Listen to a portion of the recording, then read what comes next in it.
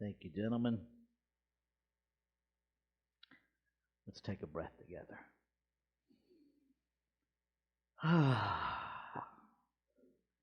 So, all month long, we've been looking at open to possibilities in the context of our annual theme, Timeless Wisdom, Evolutionary Vision. And so, the Timeless Wisdom statement that we've been working with from Ernest Holmes' What I Believe, which we adopted as our organizational What We Believe statement, has been we believe in the direct revelation of truth through our intuitive and spiritual nature. Notice it doesn't say through telegrams. Through our intuitive and spiritual nature. And that anyone may become a revealer of truth who lives in close contact with the indwelling God. Our evolutionary statement this month comes from our Centers for Spiritual Living organizational global vision.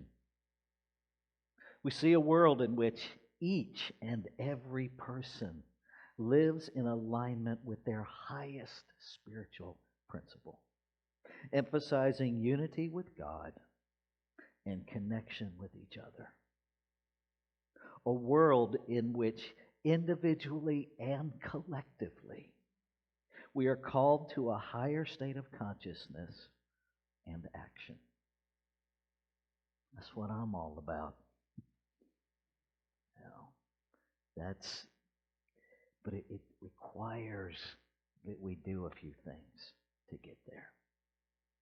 And so the first week we looked at living in the question, becoming the caterpillar, if you will, recognizing our caterpillarness and wondering if there's more. See, I'm not sure the caterpillar really knows about butterflyness, but I'm sure by looking at the process that the caterpillar goes through, that there's something in it that is calling it to express more, whether it knows it or not. Because if there wasn't that question of what next, it would just stay a caterpillar forever, right? So we looked at living in the question, opening to just the question. Right? Notice living in the question doesn't say getting all the answers. But we want those, right? I don't blame you. I want them too. I want telegrams. I want billboards. I want guarantees, if I'm being honest. And I want someone else to take responsibility if it doesn't work. Right? Even if I miss the clues, I want it to be your fault. Anybody want to take that on for me? No? Can always hope. Here's what Reverend Dr. Michael Beckwith, who really brought forward this whole idea of visioning to us, says. The purpose of visioning is not simply about the narrow confines of personal fulfillment. It's not about getting stuff.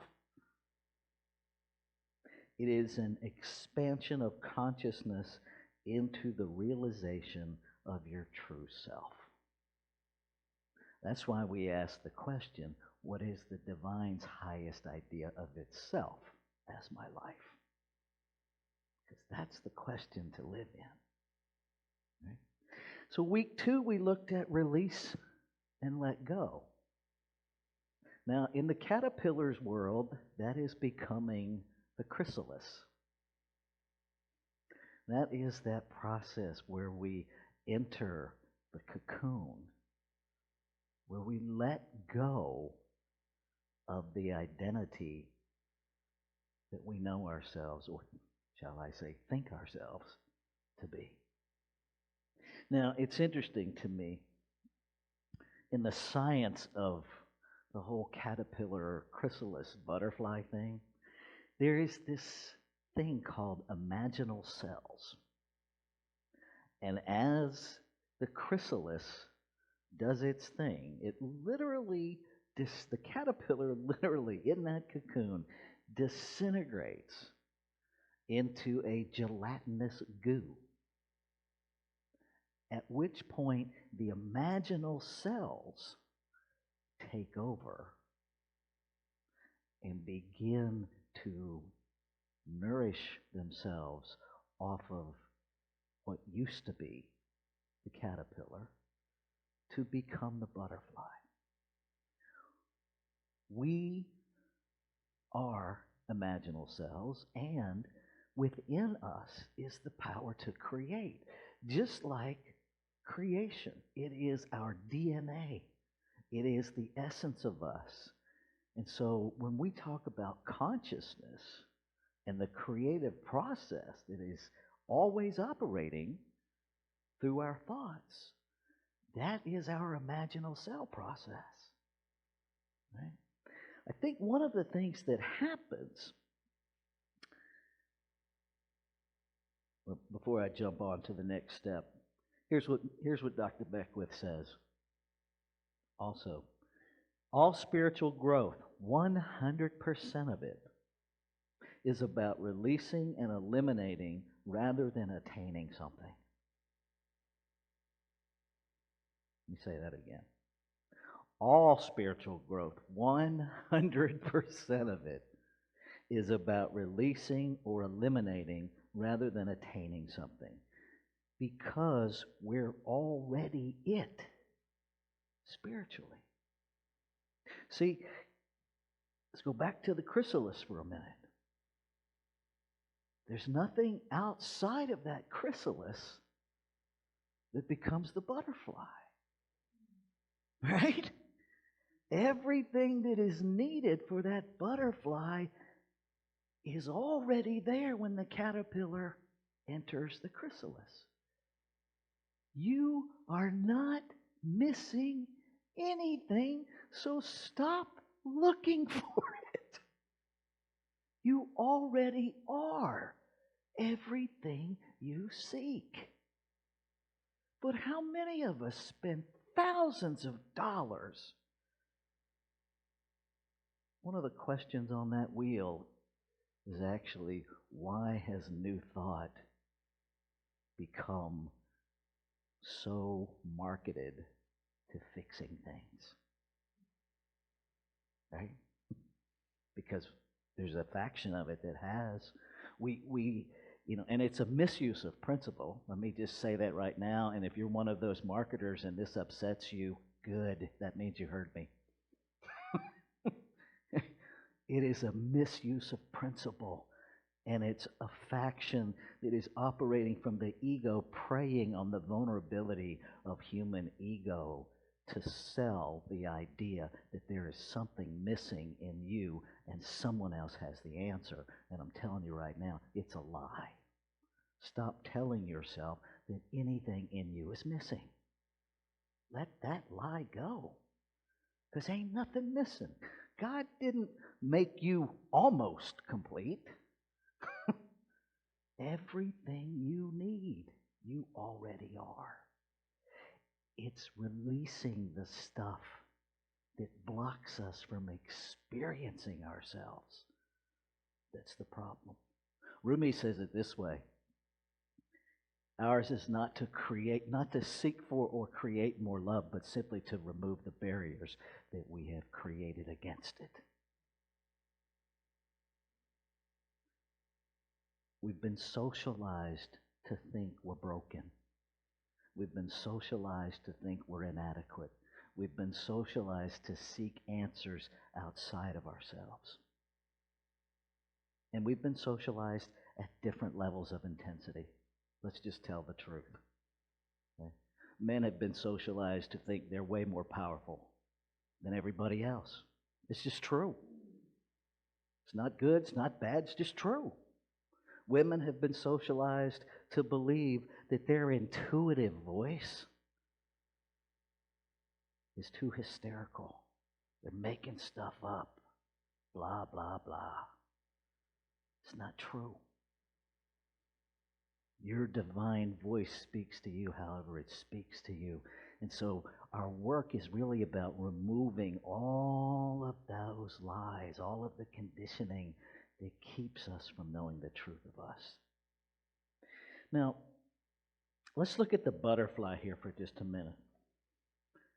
Because one of the things that I've noticed in myself and in working with others is that we get real attached to the idea of what a butterfly should look like. Right? There's the monarch, and there's the blue swallowtail, and then there's everything else. And so we get real attached to thinking we're supposed to be a monarch or a blue swallowtail. Well, did you know that there are over 17,500 species of butterflies on this planet? Perhaps in the infinity of creation, your butterflyness ain't going to look like nobody else's. Perhaps it's not supposed to. Perhaps your emergence from the chrysalis is supposed to be 17,501. Or 2. Or 3. Creation doesn't replicate itself. It expands itself. Replication is what we do in human form. Right? We replicated these chairs in the room.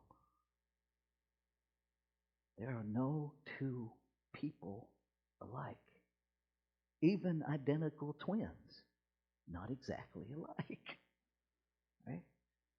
And so if we will lean into, takes us back to the question, what is Spirit's highest idea of itself as my life? What is my unique butterflyness? And be open to that. It changes everything. We stop looking for someone else's approval. I mean, how many of us have spent most of our lives trying to measure up to somebody else's idea of us? What if they're wrong?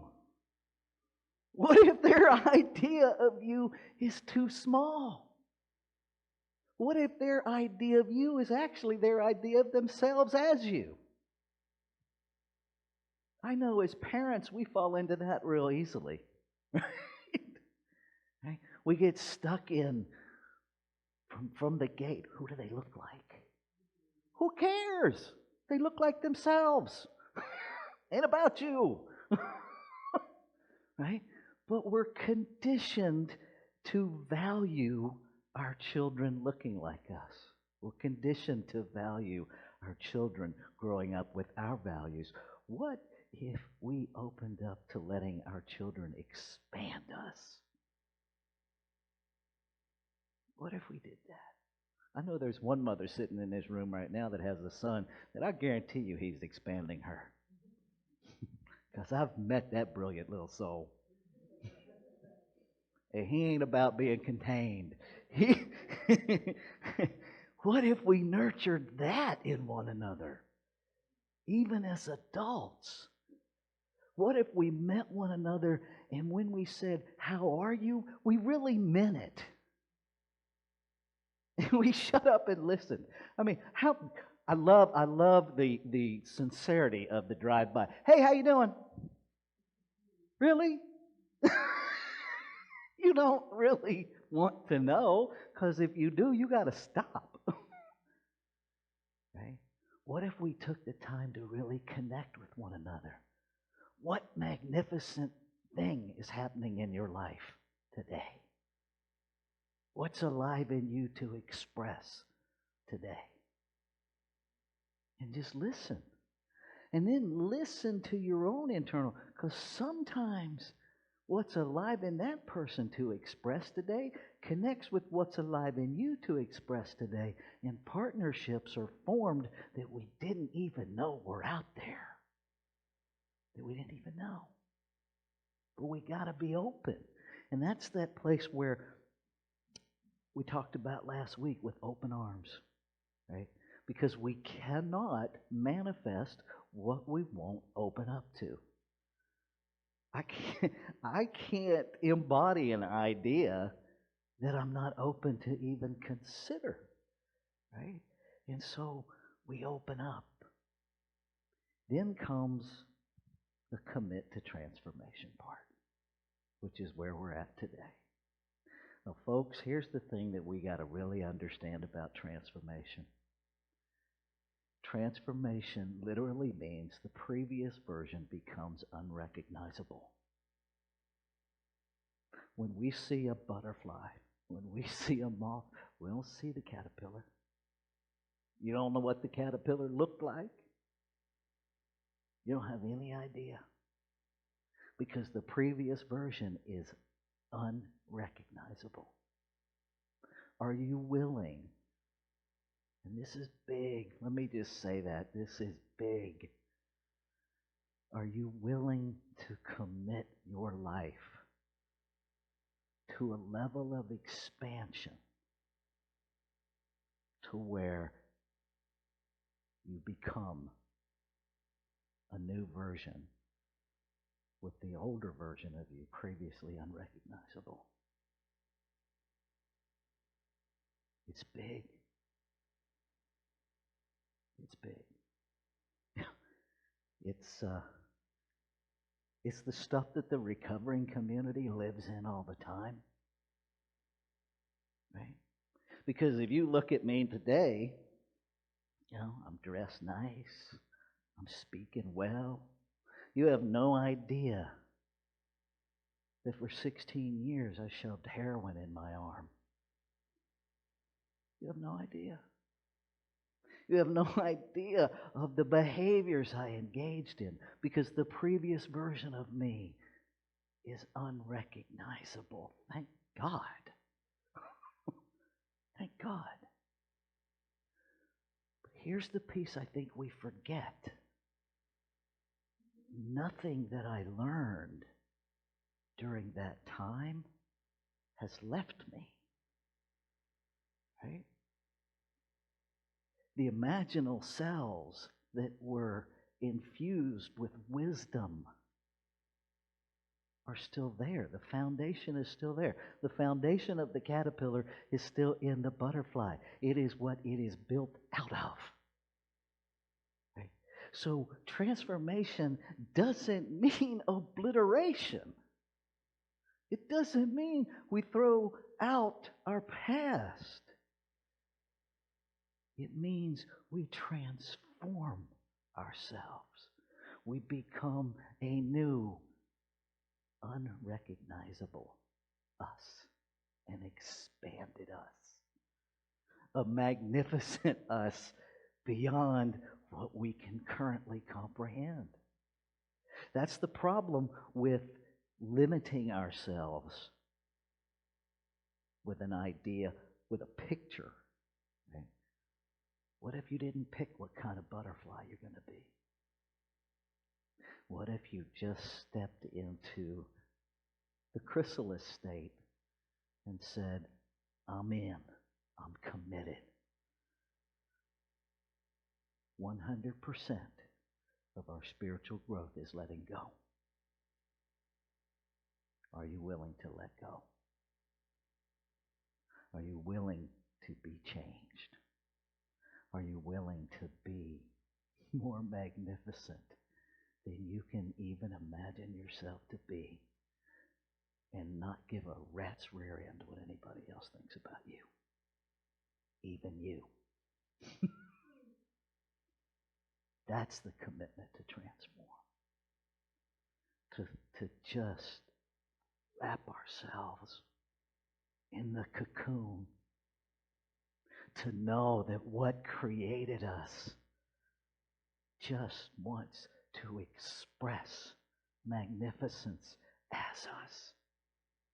And all we have to do is keep living in the question of what is it? And then we listen, not to this, to this. We listen to this, to the intuitive, to that still small voice within. And when the ideas come and they seem like they're nuts, we chuckle and we say, all right. And we step off the bridge before we know. Step off the cliff, even if we can't see the bridge. And we trust that the bridge will either be built below us or we will learn to fly. But no harm can come. Not really. Doesn't mean we won't have challenging circumstances in this human realm. That just would be stupid and a big old lie if I told you that. Well, you'll be just fine. Because that's all you can be. This week, I'm going to start wrapping up with this. For many folks, we have just entered a Holy Week. Okay? For those that follow the traditional path of Christianity, it is at a time of reflection, of reviewing the events leading up to the crucifixion and resurrection of Jesus. For our Jewish family members, it's a time of the Passover, which is a remembrance and celebration of the freedom from oppression of the Israelites in Egypt. It's all about freedom, right? The whole crucifixion story is about releasing the physical into the spiritual. It parallels beautifully with visioning. And so I invite you to consider that there are lessons in every faith tradition. That the Christ consciousness, right? This is what Joel Goldsmith, and if you're not familiar with Joel Goldsmith, I highly recommend you make friends with Joel Goldsmith. Okay? Here's what Joel Goldsmith says. The Christ is here. It is your very own consciousness. When human thought is stilled, where human effort ends, the activity of the Christ begins. That's visioning. Let's take this into prayer. So with this breath, I remember, I recognize that there is one infinite, ever-present life. That it was here as this building when I arrived. It arrived as me into this building that is the divine in form. That it is truly everywhere present. It is present in, through, and as each individualized expression of itself sitting in this space, joining us virtually. It is the platform that we use to connect ourselves beyond time and space. We are surrounded by it, infused with it. And it is expressing itself as our life. I know this is true because what is created out of the substance must contain the substance. And so I speak my word this morning, recognizing that it is a word of the infinite spoken in, through, and as me. Declaring, affirming, taking ownership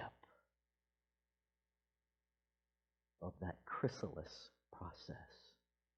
Saying yes to entering the cocoon, to surrendering, to releasing every idea in this human realm that I think is me.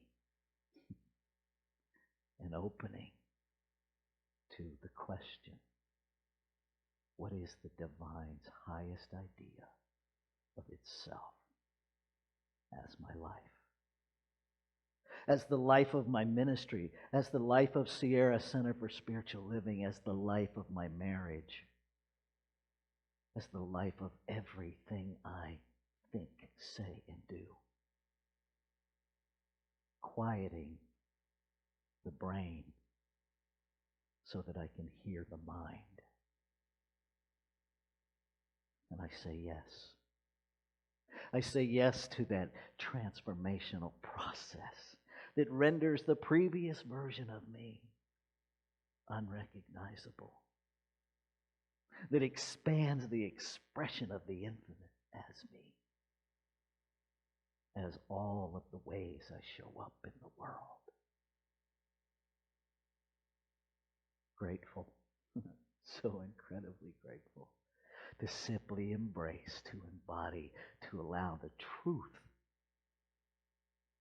that I am made of imaginal cells,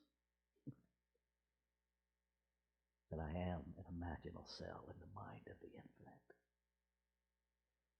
and that what is true of me is true of all brilliantly expressing as an expansion of the divine. So in this celebration, in this unmitigated joy of gratitude, I let go. I let it be. And I invite you with this next breath to own the words of this prayer as your own.